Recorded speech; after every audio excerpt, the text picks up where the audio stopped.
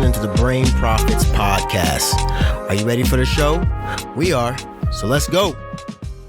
Thank you for joining us on a new episode of the Brain Profits. I'm Douglas Mapp, cognitive development professional, and I'm here, of course, with...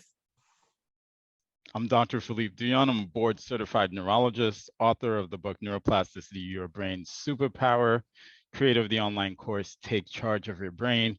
Currently have a really big billboard with my face on it in downtown LA above the greats Kobe Bryant, Tupac Shakur, and Nipsey Hussle. And we are here with Stacey Busby, executive coach, and I get the joy of messing with the thinking of some of the smartest people I know so that they can go to their next level. How are you guys doing? Man, I'm doing great. It's a beautiful Monday morning. So, I'm ready to get it. How you doing, Philippe? Good. It's a great start to the new year. Currently sitting in my new home, so I'm really happy and excited about that. But yeah, it's been good. I really can't complain. Yeah, and for those of us, those people who listen to the show who were wondering if Philippe was going to move out to the country, he did not. Where'd you ended up posting up, Philippe? No, so I'm in Queens, New York. So in a nice residential neighborhood. Got tired of the high-rise buildings. Plus, COVID taught me I needed some space from people. so this gives me that. For folks, like, your situation is unique. This home that you're in was a completely unique circumstance because the previous owners or current owners, they are 100% committed to their neighborhood and their people around them. What didn't they do something different? So I had looked at a couple of places. So yeah, there was one place that I looked where they were super committed to the people around them. Okay. Decided to go with a different place though. And they're still committed to the people around them, right? So we got a big snowstorm the other day. I was out shoveling snow, making sure the sidewalk was clear for everybody in the neighborhood to walk around and all that stuff.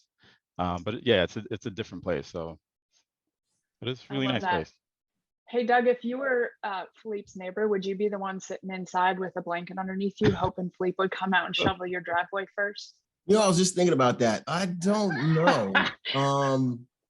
I probably would have pre-treated it because the snow's coming, right? So you throw the salt down. I guess there's a lot of snow there. Yeah, so probably I don't know. I'd do the same neighborly thing because it's just what people do. I'm a family guy, so I would be out there with them. Yeah, and it's funny because everybody was out on his side, pile it up on his side, so it's not on my side. Everybody was out like around 7 a.m. Shoveling and cleaning the snow. And the thing is that for a lot of people who don't work out throughout the year and they come out and now they start shoveling snow, it actually puts them at risk of having heart attacks. So I saw a patient this weekend, older gentleman who went out shovel snow, and I had to do a brain death exam on. So it's really important that you've got to keep yourself in really good shape. You can't just think that all of a sudden you're going to put your body under the strenuous work of shoveling snow, because that's like you're just like shoveling 10 pounds of snow every time you pick up that shovel, right? It's you're sweating, it's a workout. So you got to keep yourself in really good shape. And if you can't for some reason, get somebody younger to help you out. Oh, yeah, for sure. All right, for sure. All right. Well, let's get to it. Today we have a special guest for you folks. You guys know we like to bring people on who are smarter than us sometimes. And we got one of those sometimes. Yeah, sometimes, not all the time. Anyways, but we got one of those people on with us today. We have an Oak Ridge National Laboratory. If you aren't aware of what Oak Ridge National Laboratory is about or what they do and the history, you should definitely look it up. It's a historic laboratory. But we have one of their people, an engineer, Mr. Christopher Beatty. And good morning, sir. How you doing? Good morning. I'm doing well. How are you? I'm doing well. So I'm going to get to ask the first question. What is it that you are doing at the lab? Okay. Well, my current position, I'm the Chief Operation Officer for the Fusion and Fission Energy and Science Directorate. It's one of the 8 mission directorates here at the lab. So we're broken up into mission and mission support. We come together to get the mission of the lab done. So I run one of the science directorates. That's awesome. Mhm. You said fission and fusion? Fusion and fission. It rings better when you say fusion and fission for me. Well, I think most people don't know what fusion and fission is, and certainly what the difference between the two is. So if you could explain that to us, that would be awesome. Because I think that has serious implications, not only on this planet, but if we're trying to go right the other planets. Yeah, for sure. So the simple answer is fission is splitting the atom. We're all familiar with nuclear reactors and nuclear things, you know. So way back when these guys came together, split the atom, and we make nuclear power plants and bombs out of it and create lots of, you know, unwanted byproducts. Fission is the other way, where we combine particles to make new particles and generate energy, and that's done without so many unwanted byproducts afterwards. So, you know, both of them give you the same thing in the end. It's energy. The fusion is more, I guess you say, environmentally friendly, people friendly, and all that, because we don't make bombs and different things with that byproduct. Got it. So fission is splitting the atoms, fusion is putting the atoms together, essentially. Correct. Got it. Right. I was looking up your bio, and it said that you had done some work with NASA in the past. I did. I worked at a constellation program at Marshall Space Flight Center. The constellation program was the program that came up for the shuttle replacement vehicle. So I was involved with the first stage booster for the Ares rocket. So I want to ask, how do you go from working at NASA and working on those boosters and those rockets to like working on like the nuclear energy side of things? Well, you know, I've been asked that question a lot, and I've told a lot of people about that. It's really the same skill set. You know, the thing, as an engineer, we coming in, we're trying to solve problems. You come in, you tell me, I have this thing, I want to do it. You hand it to an engineer, and we go off and tell you how we can get it done and make it happen. It's really no different skill set. You know, when I was in school, learn how to solve problems, learn how to look at things differently, you know, and I'm doing the same thing here. It's just a different problem, same skill set. Interesting. Christopher, what you're up to is something that maybe as children, maybe they don't say nuclear engineer, but talking about working on things for space, being in space, being these, you know, big problem solvers. It ends up, once it comes to adulthood and training, not many people make it there. You're in a pretty small percentage of individuals capable of what you're doing. Talk to us a little bit about how you use perspective from your brain to be able to solve the problems you do. How are you different that puts you in that top percent? Well, one of the things that I tell people, and I guess it's kind of the way my brain functions. One, you know, I'm a very procedural person, right? So I like to step through things, you know, take things apart, step through it, and see what's next, and not so much concentrate on my results, but basically how I got there. And one of the things that allows me to be able to do that is being persistent. And again, that's probably how my brain works. And so when I speak to students, when I speak to different groups, you know, one thing I tell them, you know, if you have something that you want to do and you're committed to it, and you know this is what you want to do, don't judge yourself by those that are around you. Be your own yardstick. Be persistent. Do what it takes for you to succeed in what you are committed to. And you know, and so that's my thing. I don't know if that sets me apart from everyone else, but that's how I operate, and that allows me to be a very procedural person. And sometimes it allows me to be very annoying at times too. But you know, you have to take the good with the bad. You said something that really hits home for me, and that's you tell people not necessarily to compare themselves to the people in their surroundings.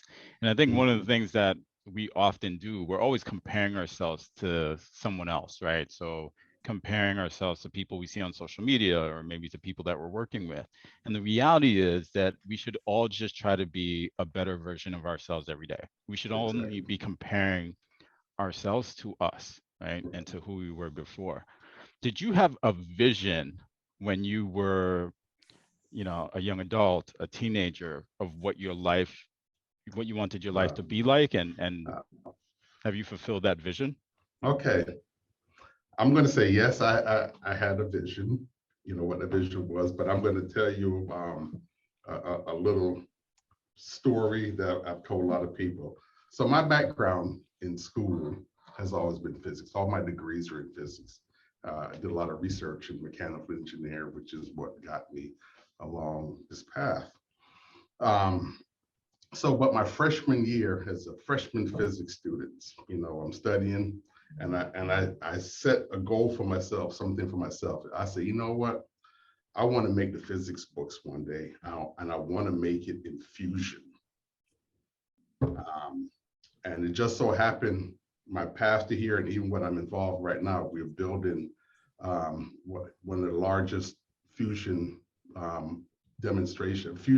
research facility in the world, one of the first of its kind.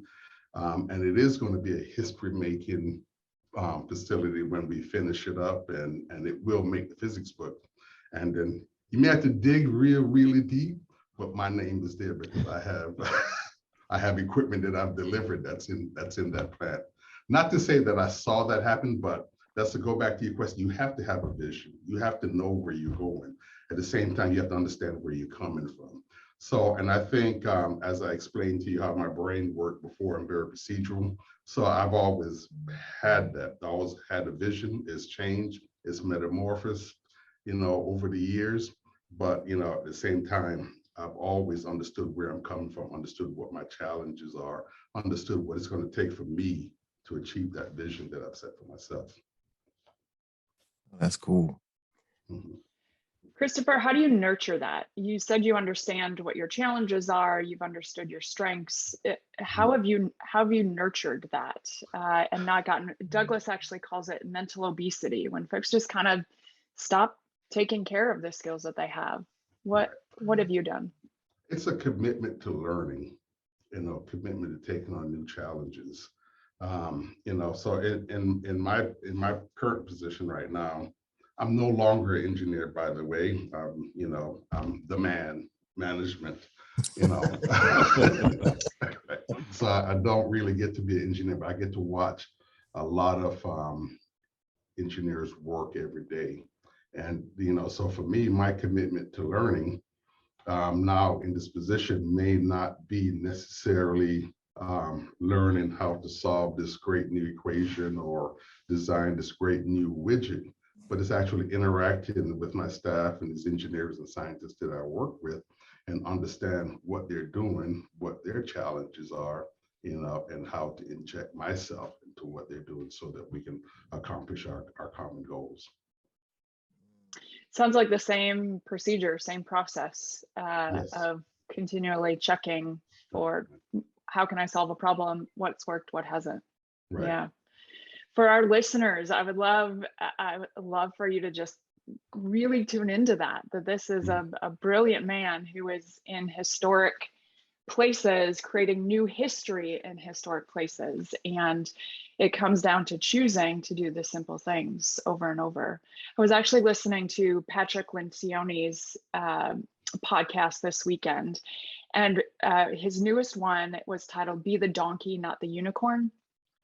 And he was, so many of us want to be the unicorn, and that's finding the idea. But Christopher, you are finding the idea by being the donkey, by procedurally going over and over and checking it and doing the work, rather than waiting for the big, beautiful sprinkles to come in and be like, ha, I'm changing the world. You're changing the world by continuing to do that. I love it. Yeah. Cool. So I want to go back a little bit in your formative years. what instilled in you the I guess the mentality to, you know, create procedures, stick with them, and try again? Wow. I guess really, I spent some time in the military.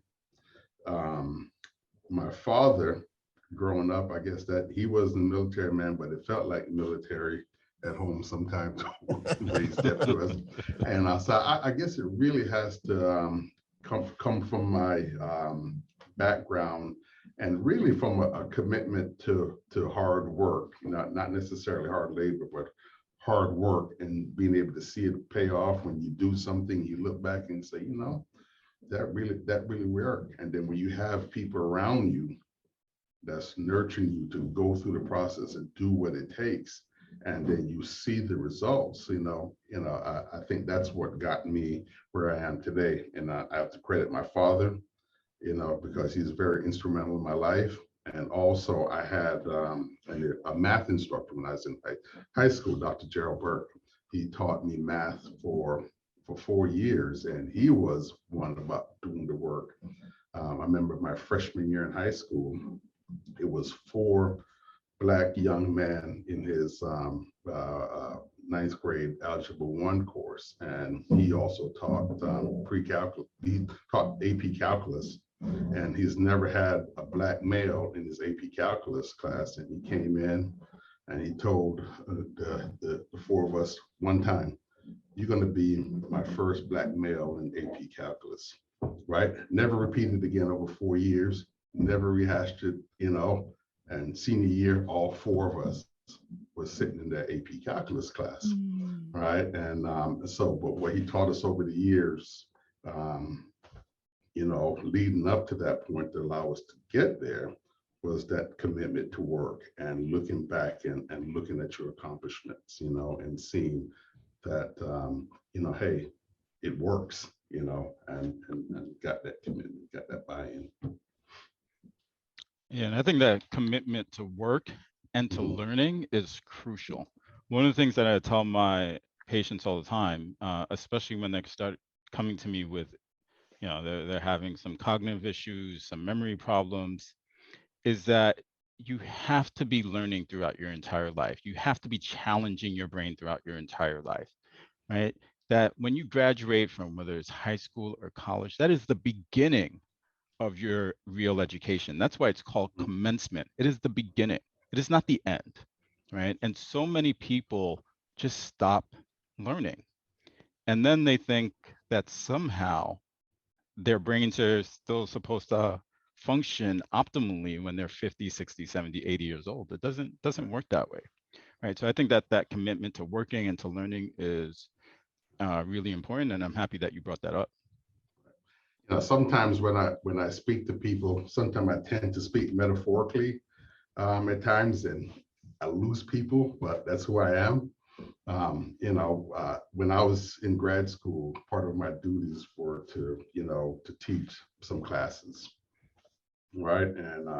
And students would come in, of course I'm physics, so it's going to be something physics-based, science-based, and I'll have an English major in one of my classes, and they'll ask the question about this physics lab. So I'm going to write books or something. I'll never use this. Why am I here? And my response usually is, my job here is to teach you how to learn. And my tool is physics, right? I'm here to teach you how to learn. And I believe wholeheartedly that, when you get this bachelor's degree in whatever, right? When I go to get you and I buy you and bring you in my facility, I'm not necessarily buying that degree. I'm buying your ability to learn, to be able to learn on your own. Because if you don't have that, I really don't care what your degree is. I really don't want you, but I want that ability, to learn. So I think that's what our institution's supposed to teach our students, is teaching them here, hey, I'm here to teach you how to learn so you can go off and do it on your own. Yeah, I agree with that wholeheartedly. I wish that you can talk to a lot of the patients that we see, especially in the field of neurology, because somehow people believe that their brain is disconnected from everything else that they do, and just like if you want your muscles in your body to perform optimally, you've got to challenge them. You've got to exercise. It's the same thing with the brain. You've got to challenge it. You've got to exercise. You've got to constantly be learning. For a while, I was interviewing a lot of potential doctors and nurse practitioners in my previous private practice. All the CVs, all the resumes look exactly the same. Same test, everybody's done volunteer, everybody's got the same degree, right? But it's really about, one, the people that that you're going to work with well, and two, the people that are constantly challenging themselves in different ways. So, and it has nothing to do with medicine. So I remember there was somebody I had interviewed who had played like piano for like some Broadway show. And I was like, oh, I want to work with you. Like, like forget the last few people that I saw, but it was like you are committed to constantly evolving, constantly improving yourself, constantly learning, whether it's a new score, a new song, whatever it is. And that's so incredibly crucial for people to hear. One thing I would jump in there to say, you both are continuing to use the word learning, but embedded in what both of you had said is you get the knowledge, you get the insight, you get the challenge, and then you put it to use. You put legs to it, put it to work and implement it. There is so much out there right now. I mean, even this, folks could be sitting here and they could learn something new from Christopher or the questions that we ask him. If they do nothing about it after they get done listening to this podcast, they're no better than they were if they hadn't listened to the podcast in the first place. And it gets really easy to get that high up. That's a great idea. But it takes a lot of vulnerability to then go put it into play and to actually practice it. And that's where the learning really happens. That's where the challenge happens. Yeah. In my world, I work in cognitive development, which we all do. We all have different aspects. My job is my task is to help people get better at recognizing patterns. So oftentimes, like somebody will say to me, and it happens more with kids more than anybody else, that they'll say, my kid is smart, but, right? And that's always a very interesting thing when somebody says, my kid is smart, but. And so it made me kind of go back and kind of redefine what smart was, and what they're trying to say is, smart equals almost like intelligence. So to look for a new definition for intelligence. And one of the things that came up is that real intelligence is really when you can experience the world by a sequence of patterns so that you can then predict what happens next. And so with that kind of being, with that quick definition I just gave you, at getting better at predicting, how well or how has your experience helped you kind of predict more of what should happen based off of the things, or I guess your inputs to kind of create the new things that you're trying to create? Because as you're predicting, I would think that you're trying to, not get too many things wrong, right? So as you're creating something new, how do you kind of ensure that you're predicting with the right models? Well, if I think I understand you, I'm going to start off with saying,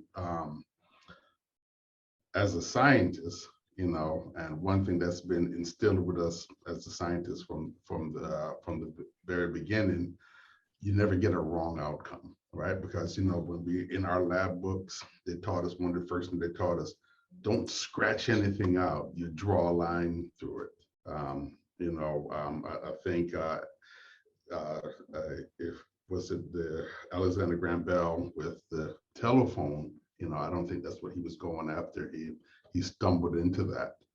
So when it comes to predicting, you never get it, or what you do, you don't get a wrong answer. But back to being procedural, back to being committed. If you have a vision and know where you want to go, and you step through it, and you don't try to jump from A to Z, but you go from A to A prime to B, and you step through things right there. That will help you get to your vision and what you're trying to get at. And that's, again, I said before, that's the type of person I am. I'll step through the things and get there. You used a word that brings me back to something I learned back in school. You said A prime. And I was like, oh man, you used a math term. That's a math term that most people probably forget what that is. So I'm gonna have to ask you to explain the prime real fast. Well, it's just an intermediate step. Let's just call it that way, right? It's just an intermediate, right? We always we pick at each other. I was gonna pick at Stacy a little bit, but Stacy will be Googling that after the show. That's right. I will be Googling that also after the show. Oh man. Chris, I have a question I want to ask you. But I want you to answer this slowly, because I want to see if I can influence your subconscious mind before you give this answer. This is one of the most influential books that you have read, and take a couple seconds to answer, but look at the screen. Shameless. For those of you that are listening to this and not watching it on YouTube, Philippe just shamelessly posted his book up on the screen.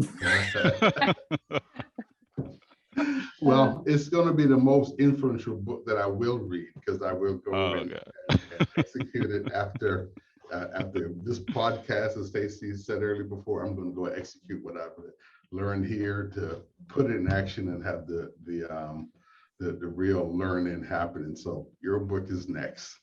Probably one of the most influential books that I've read, and the reason why it's influential to me, I've recently been doing a reread of it. I read it some years back, and I've done several reread of it. It's this book called From Good to Great by Jim Collins.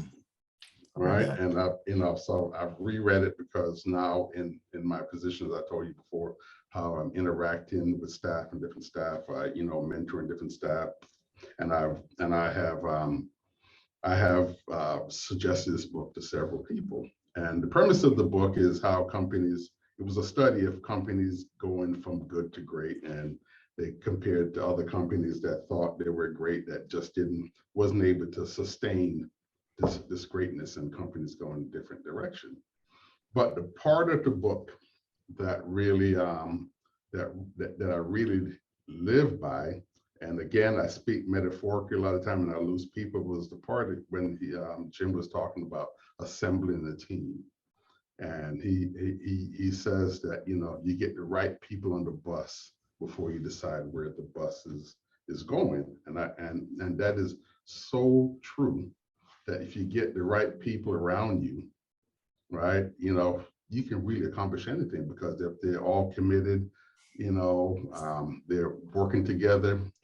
I tell people that, to accomplish the goals that we're doing here, if I got to take the garbage out, I'll take it out, because I know if that garbage starts to overflow and smell up the room, we're not going to get anything done, right? And but sometimes people don't understand when I say, I'm going to get the right people together before I decide what we're going to do. I mean, I know I'm trying to build a fusion plant, obviously, but what are the nuances? How am I going to do it? How are we going to execute this? So, so when I'm assembling my team, I look for the right people, and then we're going to decide how we're going to tackle this issue. That's awesome. Well, today, people, you got to hear it first, straight from a Oak Ridge National Laboratory Director, Mr. Christopher Beatty. Mr. Christopher Beatty. Thank you, sir, for coming on the show. Next time we have you on, we're going to talk about how you develop those people. But anyways, if you want to share the show, let us know what you would like to talk about. Actually, let me start this over. I'm going to end it a little bit differently. Sorry, guys. 3, 2, 1. All right, guys, you just listened to Director Christopher Beatty from Oak Ridge National Laboratory telling us about how he used procedures to get to where he's at in life to help develop some of the things that we are going to be using in our future. Anyways, I know we normally end the show asking the question about what's one of the most influential, or not influential, one biggest tips or greatest tips you would have for people? Sir, what tip would you like to leave the people today?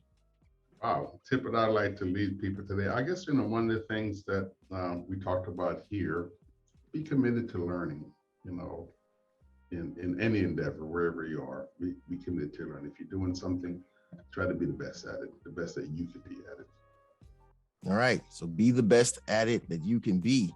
You guys heard it here first. So if you like the show, please share it amongst your friends and comment wherever you are listening. We get those and we try to respond. Anyways, thank you again for coming in today. I'm sure we'll see you here in the future. And until next time, guys.